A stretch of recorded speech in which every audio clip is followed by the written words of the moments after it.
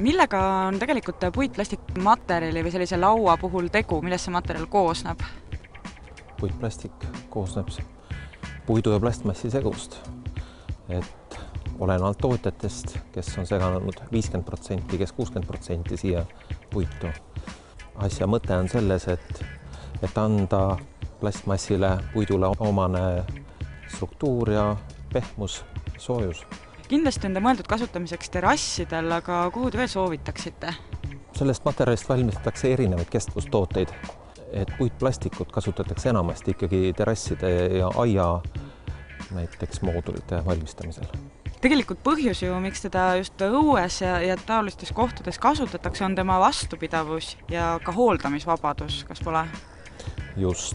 Puitplastikust valmistatud terrassid on mugavustooted, et nad on hooldusvabad. Neid on hea pesta. Nad näevad ka pärast pikaajalist kasutuses olemist väga värsked välja. Need on väga mugavad materjalid, millega oma kodu kaunistada. Puitplastiku vastupidavus on antud 15–25 aastani. See on aeg, millal ta ei tohiks oma välimust muuta.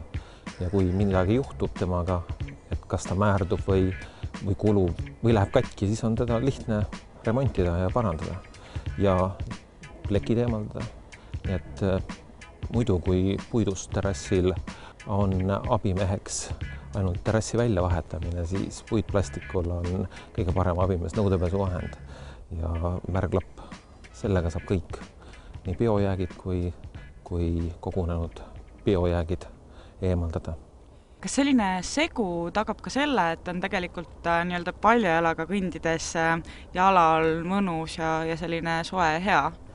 Just, et kui ei ole tegu just väga kuuma suvepäevaga, siis on tema peal väga mugav käia.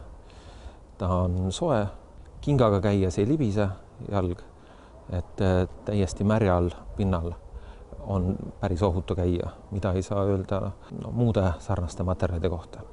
Aga milliseid tooteid on üldse olemas, et kuidas seda materjali kasutada saab? Meie müüme 3 sorti toodet, punnlaud, siis mitte punniga laud ja rõduplaat, mida on mugav näiteks korrusmajades rõdude peale laotada. Vajadusel see sügisel või talvel enne talve tulekut ära korjata.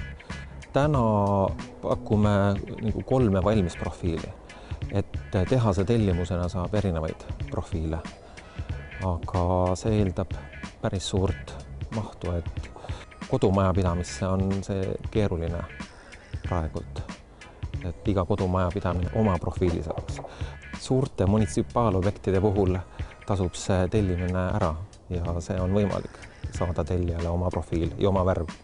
Millised on veel selle materjali eelised? Näiteks üks on ju see, et teda on väga hea lõigata, nii et tulemus jääb väga korrektne. Tema töötlemine on võrreldav näiteks tamme töötlemisega, et lõikepind jääb suhteliselt sile, pinnavaba. Ainuke häda on, et ta kulutab nagu lõikeriistu suhteliselt palju, et tööriistad peavad olema head, et seda tööd teha. Võib korraliku käsisaega saagida või ketasaega. Kõik on võimalik. Puitplasti lisaeelisteks on vihma korral tema kiire kuivamine. Kui puidust laud jääb pikalt märjaks, siis plast kuivab kiirelt. Et see on väga mugav selle materjali puhul. Puitplastik on kindel materjal igasuguse hallituse ja mädanemise suhtes. Kuna siin komposiidis on plastik, siis seda võib töödelda peaaegu kõikide kemikaalidega ja puhastada. Nii et kõik puhastusmeetodid on tegelikult võimalikud selle materjali puhul, alates survepesurist lõpetades terasärjaga. Aga millistes värvitoonides või millise viimistlusega on võimalik seda endale soetada?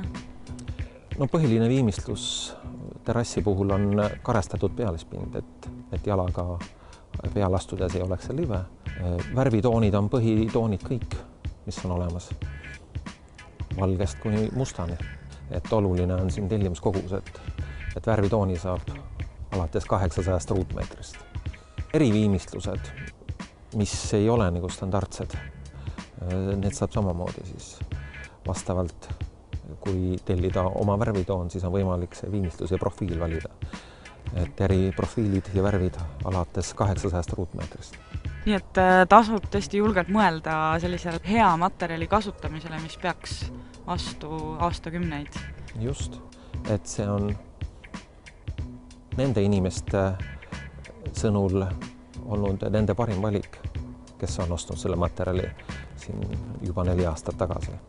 Et nemad on väga õnnelikud selle materjali üle.